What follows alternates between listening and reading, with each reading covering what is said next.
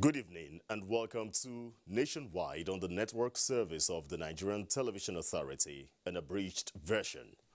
We'll begin with the economy, where President Muhammadu Buhari has appointed Dr. Doyin Salami as the chairman, who was the chairman of the Presidential Economic Advisory Council, as his chief economic advisor. The 59-year-old Doyin Salami holds a doctorate degree in economics from Queen Mary College, University of London, and until his appointment was the head of Kainu's Edge Consulting Limited and a member of the adjunct faculty at the Lagos Business School, Pan Atlantic University, where he recently attained the rank of a senior fellow and associate professor.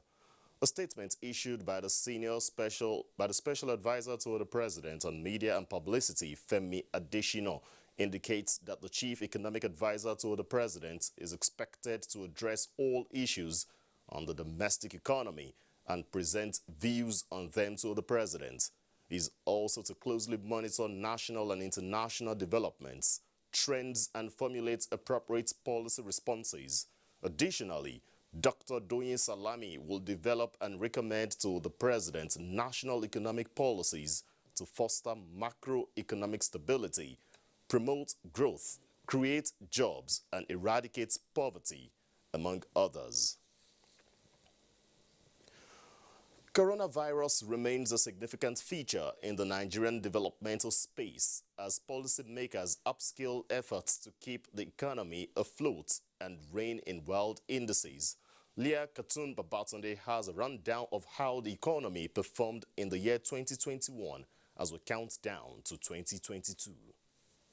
How the year started on a slow note over deep uncertainties occasioned by the effects of coronavirus pandemic that affected all spheres of life.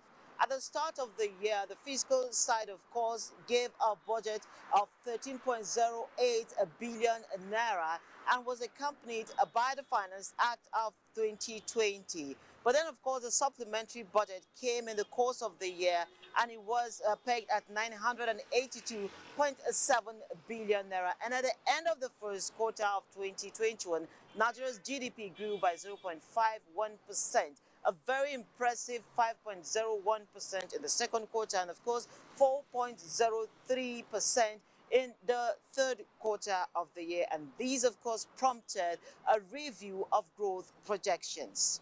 By October 2021, the federal government disclosed it had raised 73% of its targeted revenue, while value-added tax declined by 11 billion naira at the end of the third quarter. Targeted spending focused on security, infrastructure, social investment, and job creation to attain self-sufficiency first before exports.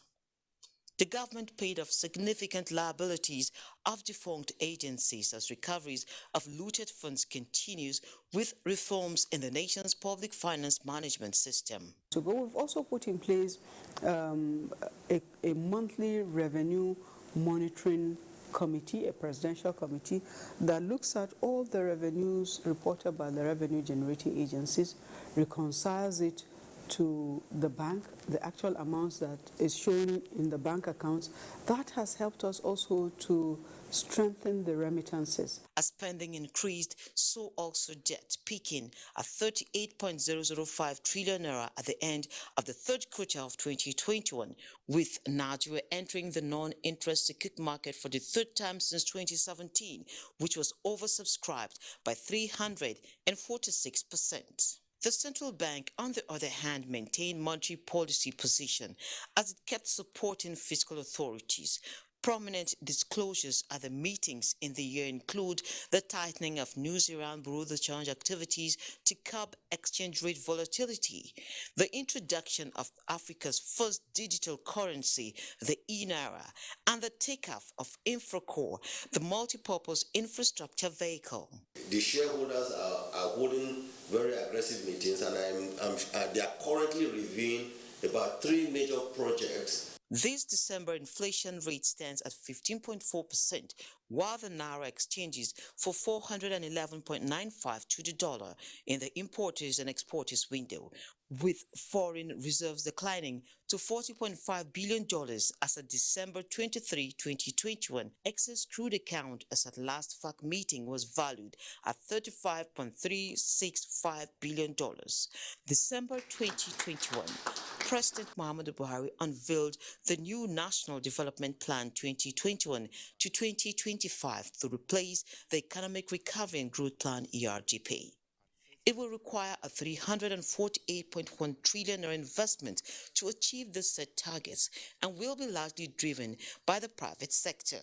And as the year wound down, the National Assembly passed the 2020 budget, which was signed by the President Friday, 31st December 2021. I'm Liakating Babachinde. Still on the economy, a recent figure released by the federal government and the Central Bank of Nigeria indicates that the country's food import bill has dropped by about 90% as at December 2021.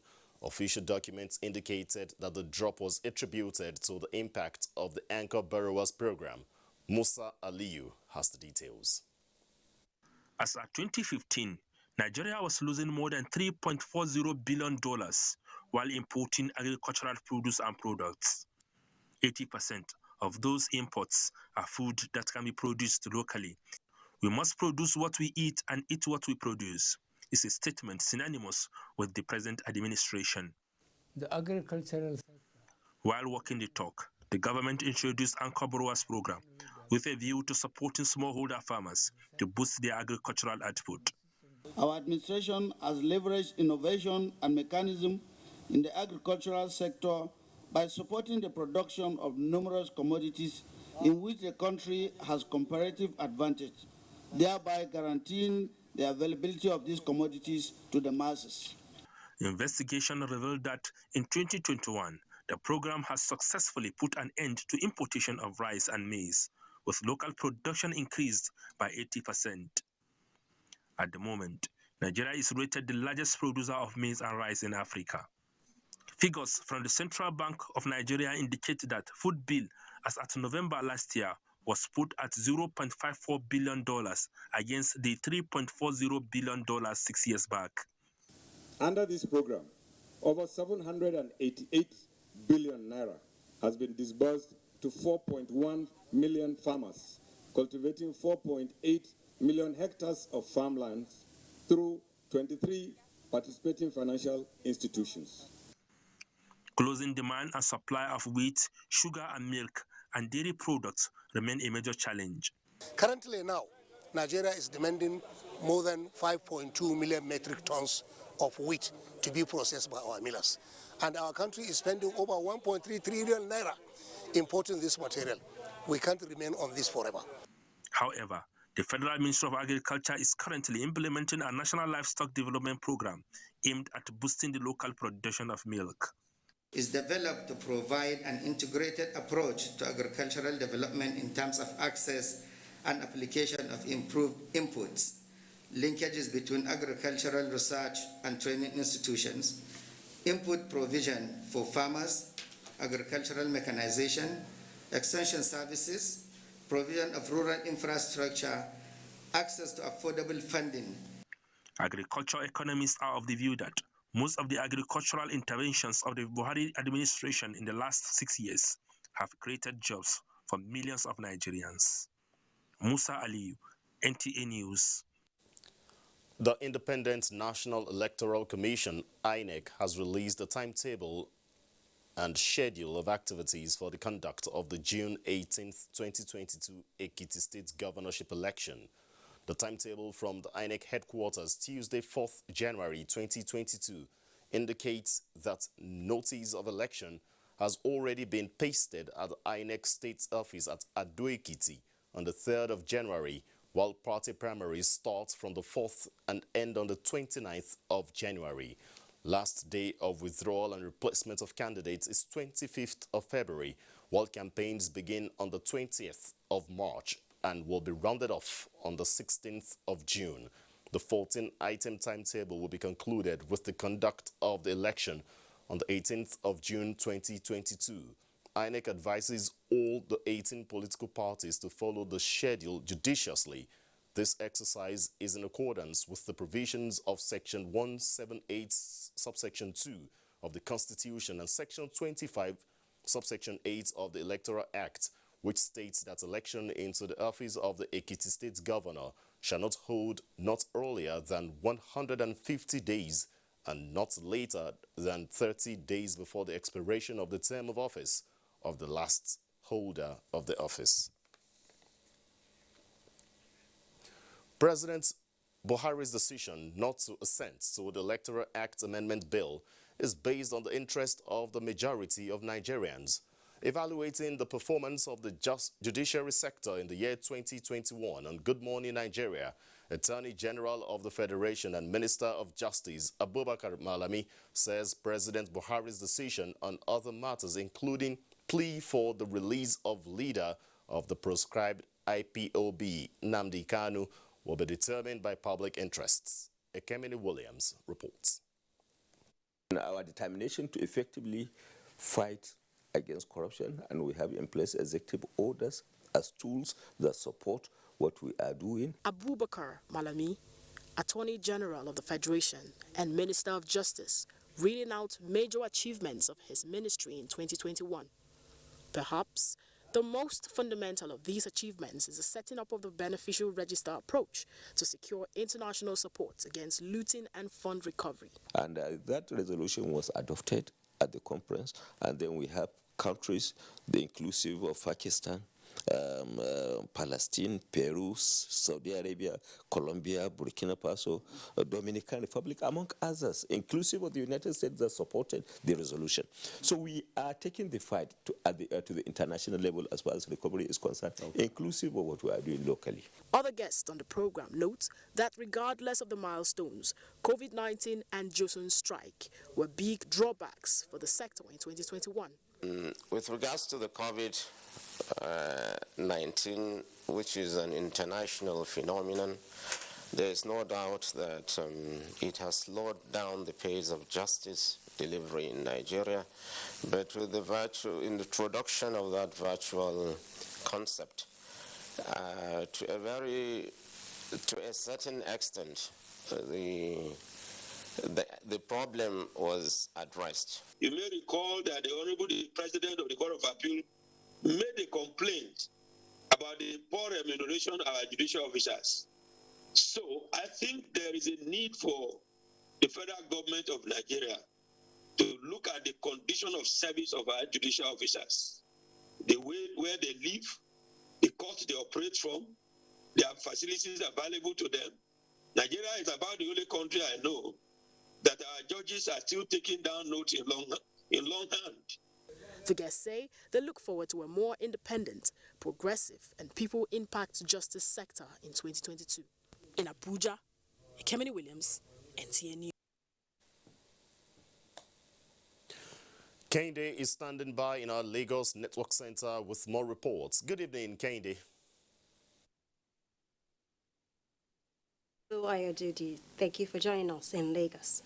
Just few days into the year, the rail subsector is making progress in attaining some of its set targets as additional round trips have been activated along the Lagos-Ibadan rail corridor.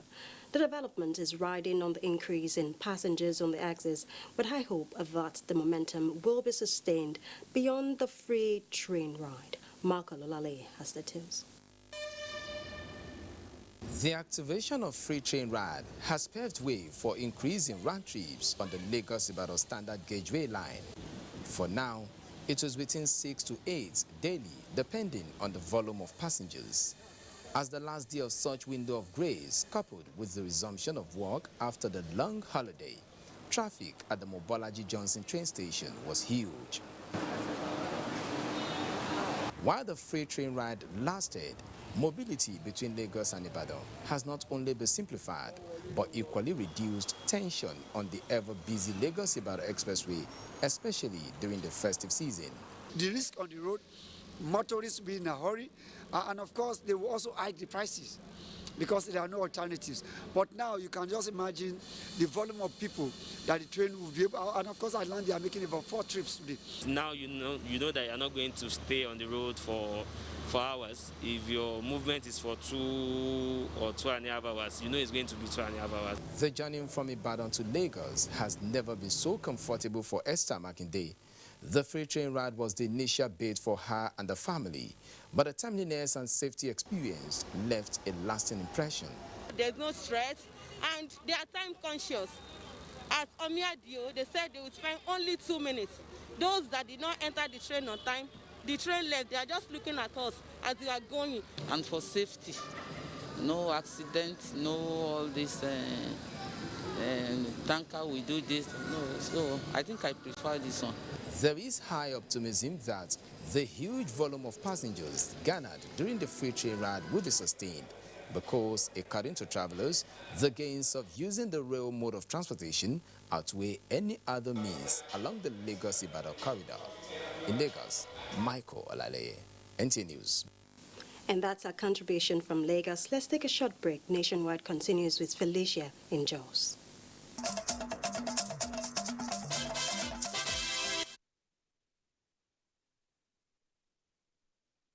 You're still watching Nationwide. Welcome to Jos. Opinion and community leaders in Plateau State have encouraged Nigerians to go into the new year with hope of better nation. This is contained in their New Year messages as captured by Caleb Guchin. The beginning of every new year is usually welcomed with so much enthusiasm and great expectations by citizens. 2022 is no exception, but with a caveat by leaders who are calling on everyone to do the needful if these expectations are to come to fruition. We have to live by the teachings of the holy books and join us to live in peace with one another, to respect constituted authorities in the land, and of course work for the progress of the land. We want to thank God for this year. It's a year that the Lord has promised to visit us, to making all things new. We've come a long way in the peaceful coexistence that we have been managing in our state. My message is for us to continue striving to sustain it. One major important thing that we have to think of is for us not to lose faith in the country Nigeria. Let's think positive. These stakeholders are also calling on those in authority at all levels to be just and fair in the discharge of their duties. You have to pray for them. They are our drivers now. All the issues of the insurgency, the banditry, and all of that, the Lord is visiting us with a newness, with a miracle of healing this land. It is the consensus of these leaders that in unity, Nigeria and indeed Nigerians will experience prosperity. In Jos, Caleb Gochin, NTA News. That's the size of our bulletin from Jos. Ayodeji, it's back to you in Abuja. Felicia in our Jos Network Center, we thank you. French researchers have detected a new COVID variant named IHU. The new variant from the lineage named B.1.640.2 has so far infected 12 people in the country. Reports say the variant, which has 46 mutations and 37 deletions, is probably of Cameroonian origin. According to the study, the index case was a vaccinated adult who had returned to France from a trip to Cameroon in Central Africa. Philippe Colson from IHU Mediterranean Infection Center in Marseille, France, however, said it is too early to speculate on virological, epidemiological, or clinical features of this IHU variant based on these 12 cases. Let's go over now to our Ibadan Network Center for the continuation of Nationwide. Thank you, Deji. Welcome to Ibadan. The people of Ibadan have continued to mourn the passage of their monarch, Oba Saliu Adetunji Ajeogungunniso I, with various activities and encomium, some in line with customs and traditions. Kayode Oladosu has details.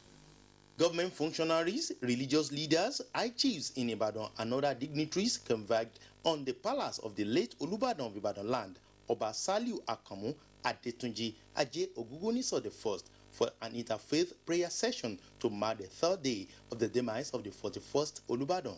Clerics described death as a compulsory end of every living soul and that the lifestyle of the late monarch should be emulated. After this life, we are going to another life where we will account for our deeds. The palace has continued to receive visitors from within and outside the city. He was a very peaceful leader, very peaceful king. I was shocked because I expected Baba to be with us for a few more years. As part of activities to mourn the late Olubadan, business transactions at markets within the metropolis were at low ebb. With the vacant stool of Olubadan, what is the process at this present moment?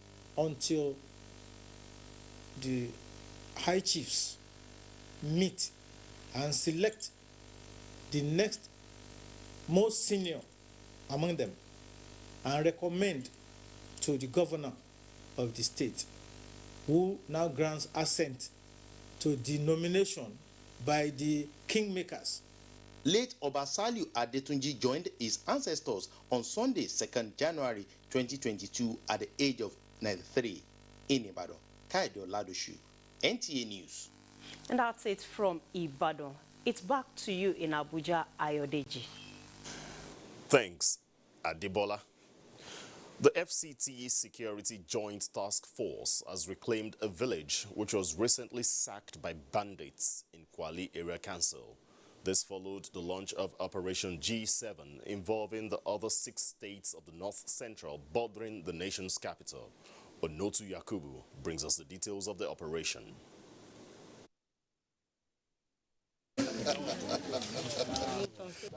In their midst were vigilantes, hunters, and lion-hearted members of the sacked village.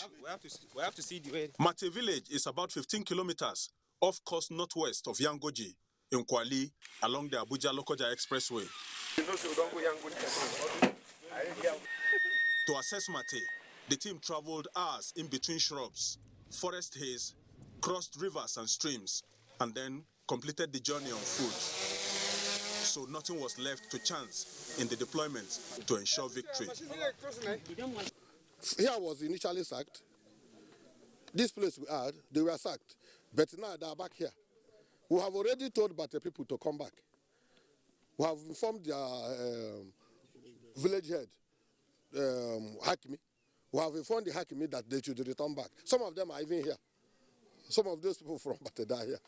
By the time the team arrived, the bandits had run away, but their marauding of the village was evident in every hut, while the village head's house was said to have been made their operational base. With the mission accomplished, the operatives directed the village head to return his subjects to his land with a promise of a security post to provide the needed safety. Onotu Yakubu, NTA News.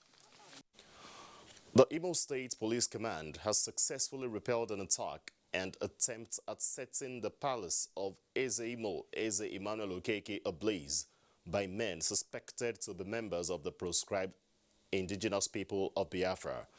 A statement signed by the police public relations officer, Imo State Command, Michael Abatam, indicates that the attack, which occurred on Monday, January 3, 2022, at Eziora Amafike in Olu local government area of Imo State, was successfully repelled by the command's tactical team in synergy with the vigilante group in the area. According to the statement, the hoodlums in their numbers besieged the palace of the traditional ruler armed with assorted weapons, but were subdued by the tactical teams, while one of the hoodlums was neutralized and others escaped with bullet wounds. Items recovered from the bandits include charms, one locally made improvised explosive device, and one pump-action gun with 4 live cartridges, among others. The Commissioner of Police, Imo State Command, Rabiu Hussaini, has however commended the officers of the command for their efforts and appealed to indigenes of the state for more support. Let's cross over now to our Maiduguri Network Center for more on Nationwide.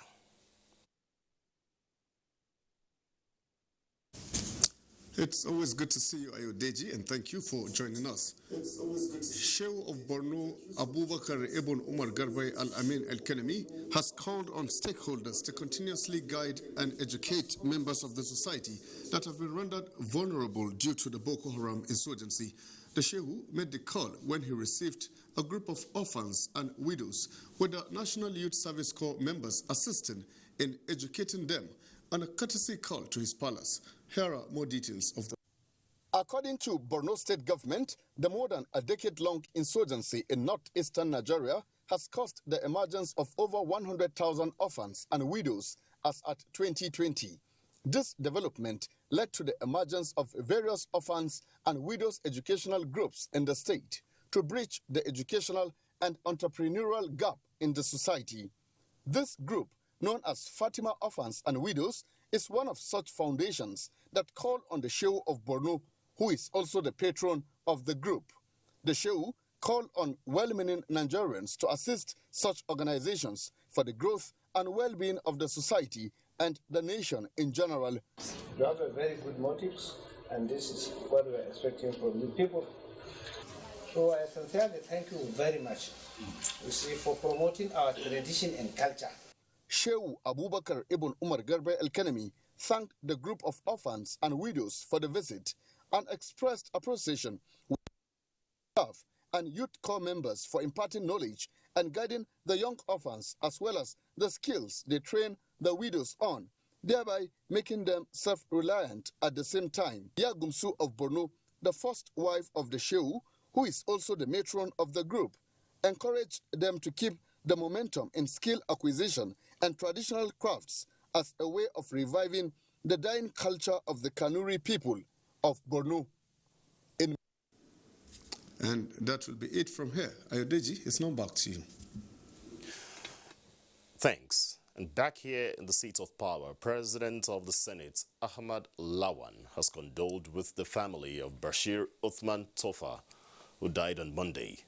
In a statement by the Special Advisor to the President of the Senate on Media and Publicity, Ola Awoniyi, Senator Lawan commiserated with friends, political associates, government, and people of Kano State on the demise of the late politician. Senator Lawan said the death of Tofa, who it describes as an astute politician, is a great loss to the country. He prayed for Allah to forgive his sins, accept his soul in Al-Jannah Firdaus, and console those that he left behind. And that's Nationwide. We thank you for watching. I'm Ayodeji Makinde. Please remember to connect with the NTA and stand against rape and rapists. Good evening.